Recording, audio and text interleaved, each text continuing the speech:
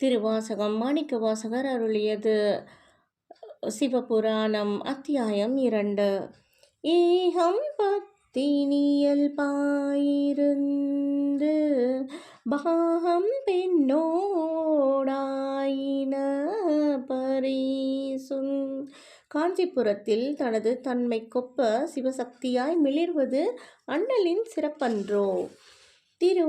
திருவாஞ்சியத்தீர் சீர்பெறவிருந்து மறுவார் குழலியோடு மகிழ்ந்த வண்ணமும்.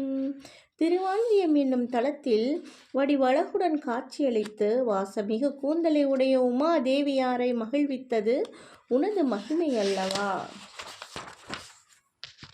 ஓம் நம சிவாய. நன்றி.